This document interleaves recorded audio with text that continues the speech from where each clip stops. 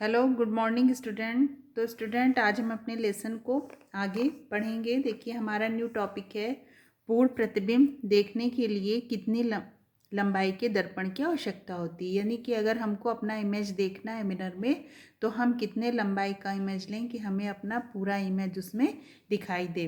तो यहाँ पर देखिएगा एक पिकर के थ्रू बच्चों आपको अच्छे से क्लियर समझाया गया है। दिए गए चित्र में आप देख सकते हैं कि एम और एम डैश एक दर्पण मिरर है जिसका पी क्यू भाग यानी आधा ही भाग जो है हमारा पूर्ण प्रतिबिंब देखने के लिए पर्याप्त है। यदि दर्पण को एम डैश ओ ऊंचाई पर रखा गया है, देखिए यहाँ पर एम डैश ओ ऊंचाई पर रखा गया है तो उसका पूर्ण भाग ही हमें यहाँ देखने के लिए पर्याप्त है। फिर यहाँ पर है कि ध्यान से देखें, त्रिभुज एच पी और ई, त्रिभुज यहाँ पर देखिए बच्चों मैं पेन की नोक से आपको क्लियर कर रही हूँ। देखिए एक पॉइंट एच है, ये पी है और ये ई, त्रिभुज व त्रिभुज दूसरा हमारा है बच्चों ई क्यू और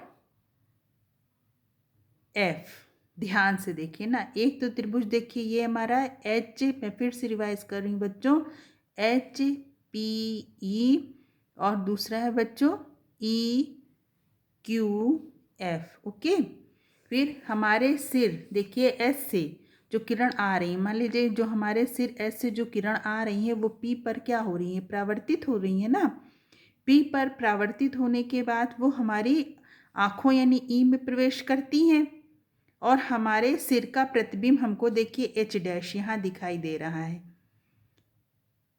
दर्पण के पीछे बना हुआ दिखाई दे रहा है। इसी प्रकार हमारे पैर एफ से आ रही प्रकाश की किरण क्यू से टकराकर ई तक पहुँच, देखिए एफ से किरण आ रही है, क्यू से टकराकर हमारे आँख ई तक पहुँच रही है और हमको और एफ डैश पैर का प्रतिबिंब यहाँ पर दिखाई दे रहा है। यानी कि आप इसमें बहुत अच्छे से क्लियर समझ सकते हैं कि कोई किरण है जो हमारे सर यानी एच पॉइंट से आ रही है, ठीक है ना। ये दर्पण पर पड़ती है, परावर्तित हो, दर्पण पर पड़ रही है, फिर ये परावर्तित होकर हमारी आंखों में आती है, टकराती है तो और इसका प्रतिबिंब हमें दर्पण के पीछे यानी एच डैश दिखाई दे रहा है। इसी तरीके से पैर से एक किरण आ रही है एफ और ये भी दर्पण से क्या होती है, टकराती है, परावर्तित होकर हमारी आंखों ई में पहुंचती है और इसका भी हमको प्रतिबिंब यानी इमेज दर्पण के पीछे एफ डैश पर दिखाई दे रहा है। तो इसी प्रकार अन्य बिंदुओं को अगर हम देखते हैं, किरण क्यू अन्य बिंदु बीच में और भी पॉइंट्स होंगे, वो सारी किरण क्या है क्यू से टकराकर हमारी आँख ई में पहुँचती, क्यू से टकराती हैं और हमारी आँख ई में पहुँचती हैं, ठीक है ना। फिर और एफ डैश का पैर का भी इसी प्रकार अन्य बिंदुओं पर प्रतिबिंब भी एच डैश एफ डैश के बीच बनता है। देखिए पहला तो एक किरण एच जो हमारी आ रही है वो हमारे सर से टकरा रही ऐसे पी दर्पण पर क्या हो रही, टकरा कर परावर्तित होकर हमारी आँख ई में पहुँचती है और हमें इसका प्रतिबिंब एच डैश दर्पण के पीछे दिखाई दे रहा है। फिर इसी प्रकार एफ से जो किरण है ये भी क्या प्रकाश से आ रही है, क्यू से टकराकर हमारी आँख ई में पहुँचती है और एफ डैश का पर पैर का प्रतिबिंब हमको बनता है, यानी इसका इमेज हमको यहाँ पैर का जो इमेज है ये एफ डैश पर हमको दिखाई दे रहा है। अब इसके बीच और भी तो पॉइंट्स हैं, बिंदु हैं, तो इसी प्रकार अन्य बिंदुओं का प्रतिबिंब भी एच डैश एफ डैश पर बनेगा। अर्थात पूर्ण प्रतिबिंब बनने के लिए दर्पण का केवल पी क्यू भाग ही उपयोग में आता है। अब इसको आप अच्छे से समझ गए होंगे कि दो पॉइंट्स तो अब आपने देखा कि किस तरह से किरण टकरा कर हमारी आंखों में पहुंचती है, एच डैश एफ डैश बना। अब इनके बीच के जो पॉइंट्स हैं वो भी किधर बनेंगे, हमारी आंखों में टकराएगी किरण, पहुंचेगी, ठीक है ना। तो एच डैश एफ डैश पर और भी पॉइंट्स के प्रतिबिंब बनेंगे और जो किरणें टकरा रही समतल दर्पण से सिर्फ समतल दर्पण का पी क्यू भाग ही उपयोग में हो रहा, उपयोग में आ रहा है, इतना ही यूज हो रहा है, बाकी नीचे का भाग यूज नहीं हो रहा है, ठीक। फिर देखिएगा त्रिभुज, अब यहाँ पर देखिएगा बच्चों त्रिभुज एच पी और ई व त्रिभुज ई क्यू और एफ व क्यू एस को क्रमशः क्यू एस जो है हमारा क्रमशः एच एफ पर देखिए अभिलंब है ना क्यू एस, देखिए एक अभिलंब बना रहा है यहाँ पर, ये इसको आप देख सकते हैं आराम से कि इस पे अभिलंब है। फिर से इसको समझ लीजिए बच्चों, देखिए त्रिभुज एच पी ई, एक तो त्रिभुज ये, ठीक, और दूसरा हमारा बच्चों ई क्यू एफ, ठीक है ना। ई क्यू एफ में देखिए एक तो ये अभिलंब है पी आर, देखिए डैश, यहाँ पे डैश डॉटेड लाइन दिखाई गई है, अभिलंब तो बताया जा रहा है, डॉटेड लाइन है ना, तो ये इस पी यानी पी आर इस पर अभिलंब है, और क्यू एस देखिए ये इस पॉइंट पर यानी कि ई क्यू एफ पर अभिलंब है, ये भी डॉट लाइन से दिखाया गया है। अब प्रावर्तन के नियम से आप सुनते हैं, समझ चुके हैं बच्चों की कोण आई इक्वल कोण आर के बराबर होता है ना, प्रावर्तन कोण अपवर्तन कोण सदैव बराबर होते हैं। चूंकि कोण I1 एक ले लेते हैं, कोण IRN ये, और कोण I2 R2 ये क्या होंगे, इक्वल है, बराबर है। यहाँ पर देखिए बताया भी गया है, चूंकि कोण I1 इक्वल कोण R1, ये I1 और R1 ये बराबर है, कोण I2 और कोण R2 ये बराबर है। ये दोनों नियम किसके हैं, प्रावर्तन के नियम से है। इसीलिए एच आर बराबर क्या होगा, यानी कि एच आर बराबर देखिएगा आर ई। अब ये एच आर किसके बराबर हो जाएगा, यानी कोण आई बराबर कोण आर, तो एच आर बराबर आर ई, एच आर बराबर क्या हो जाएगा आर ई। अब आर ई को अगर लेते हैं तो एच ई का आधा है ना, ये देखिए, इसीलिए एच आर बराबर क्या हो जाएगा, एच आर बराबर आर ई, और आर ई किसका आधा है, एच ई अपान 2 का। ये पहला समीकरण हमको मिला। और अब यहाँ पे आते हैं बच्चों एस एफ, एस एफ किसके बराबर है, एस एफ एस ई, यानी एस एफ बराबर एस ई, यानी कि कोण आर इक्वल कोण आई, यानी एस एफ बराबर एस ई। तो और एस अगर आप पूरा लेते हैं बेटा, एस ई बराबर ई एफ अपान 2, एस ई बराबर ई एफ अपान 2। इसको फिर से एकदम इजी है बच्चों, कुछ भी नहीं है। देखिए इसमें एच आर बराबर क्या है, आर आई, यानी आई इक्वल आर, अभी आप यहाँ पर देख रहे हैं। तो अब आर ई को अगर आप लेते हैं तो आर ई बराबर क्या होता है, एच ई अपान 2, ये पहला समीकरण हमको मिला।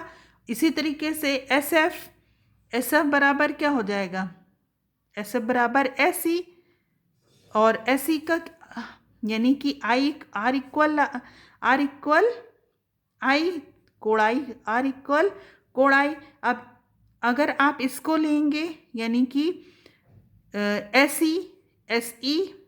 ई बराबर क्या हो जाएगा, ई एफ अपान 2, एस ई बराबर ई एफ अपान 2, ये इसका आधा, यानी ई एफ का आधा एस ई और एच एफ का आधा आर ई,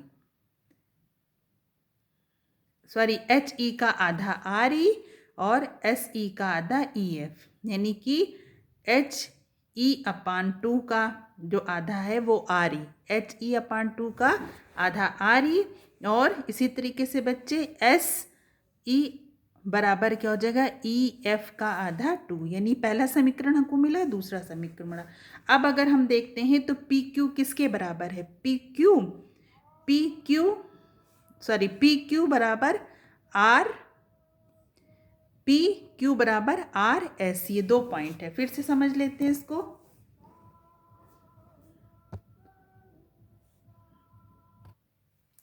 तो देखिए यहाँ पर बच्चों, यानी कि यहाँ तक तो हम लोग ने देखा कि H R equal R E equal E H E upon 2, ये पहला समीकरण हमको मिला। S F equal S E equal यानी कि ई एफ अपान 2, ये दूसरा समीकरण। अगर अब आप बच्चे देखिए पी क्यू किसके इक्वल है, देखिए आर एस, पी की इक्वल आर एस। अब अगर पी क्यू को लेते हैं बेटा बच्चों तो R E plus E S, P Q यानी कि को लेते हैं तो ये किससे है, R E plus E S. अब यहाँ पर देखिएगा यानी पी क्यू किसके बराबर है, आर एस के। अब अगर पी क्यू बराबर क्या होगा, यानी पी क्यू बराबर R E plus E S. यहाँ पर देखिए पी क्यू बराबर R E plus E S. ठीक, अब पी क्यू इक्वल क्या होगा, अगर हम इसका मान रख दिए आर ई का मान क्या था पहला समीकरण एच ई अपॉन टू, और एस ई का मान रख दें ई एफ अपॉन टू, ये हमको मिला ना, इसका क्या है मान रखने पर। नेक्स्ट पेज पे देखिए बच्चों, तो पी क्यू बराबर क्या हो जाएगा हमारा मान रखने पर 1/2 यानी H E plus E F. ठीक, 1/2 H E plus E F. अब पी क्यू बराबर क्या हो जाएगा 1/2 एच एफ। और यहाँ पर इसको फिर से समझ लीजिए, देखिए पी क्यू बराबर क्या है 1/2 H E plus E F.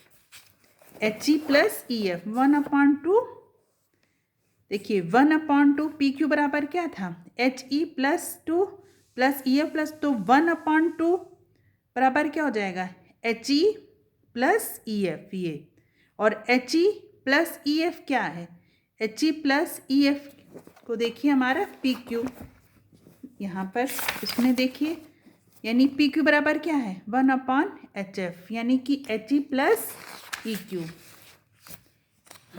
H E plus और ई एफ प्लस है, तो H E plus E F plus हमारा क्या हो जाएगा एच एफ।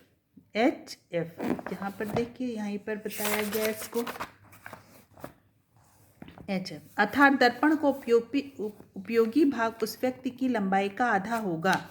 ठीक, जो दर्पण पर अपना प्रतिबिंब देख रहा है। चूंकि क्यू एम डैश बराबर एस एफ है, इसीलिए क्यू एम डैश बराबर ई एफ अपॉन टू, अर्थात दर्पण को आँख के स्तर की आधी ऊंचाई तक देखने की आवश्यकता होगी। तो बच्चों इसको आप लोग समझ गए होंगे, बहुत ही अच्छे से इसको क्लियर किया गया है, इसको अच्छे से समझें, और अगर आप हो तो फिर से इसको पढ़िए।